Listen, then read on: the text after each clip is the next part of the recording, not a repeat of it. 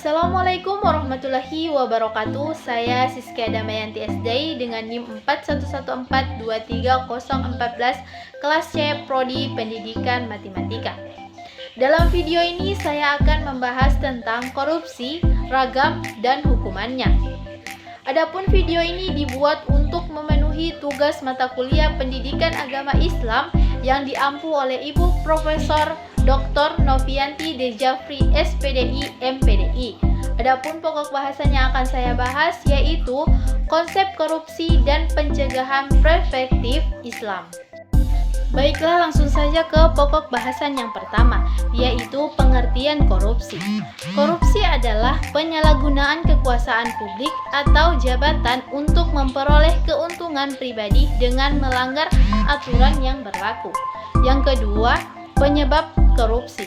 Faktor memicu korupsi antara lain lemahnya sistem pengawasan, kebijakan yang buruk, dan kurangnya kesadaran moral individu.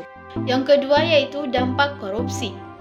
Yang pertama, ekonomi terhambat. Korupsi merugikan perekonomian karena menghambat pembangunan, merugikan investor, dan merusak ketertiban ekonomi. Yang ketiga, ketidakadilan sosial. Korupsi mengakibatkan ketidakadilan sosial, di mana sumber daya dan akses terhadap layanan politik tidak merata. Yang ketiga, merosotnya kepercayaan masyarakat. Korupsi merongrong kepercayaan masyarakat terhadap pemerintah dan lembaga negara sehingga menghambat pembangunan sosial dan politik.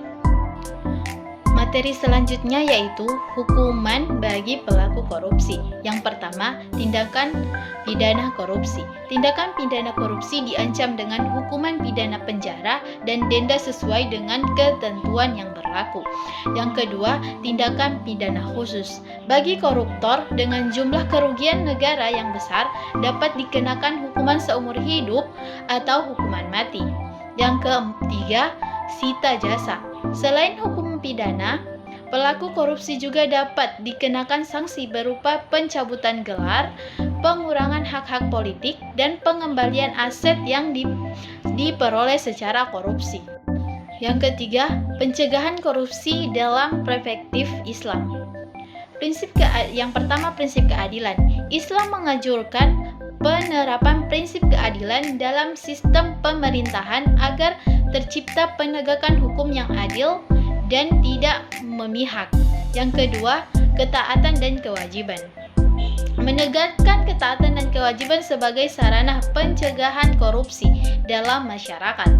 Yang ketiga, pendidikan dan kesadaran. Membutuhkan pendidikan dan kesadaran masyarakat tentang bahaya korupsi serta pentingnya integrasi dan moralitas. Keempat, peran masyarakat dalam memberantas korupsi. Yang pertama, partisipasi aktif. Masyarakat perlu berperan aktif dalam melaporkan tindakan korupsi. Yang kedua, pendidikan anti korupsi.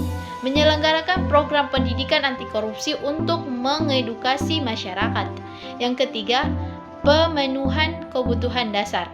Memperhatikan pemenuhan kebutuhan dasar masyarakat dapat mengurangi tekanan korupsi. Baiklah, itulah materi yang bisa saya presentasikan. Lebih dan kurangnya saya mohon maaf. Wabillahi taufiq wal hidayah. Wassalamualaikum warahmatullahi wabarakatuh.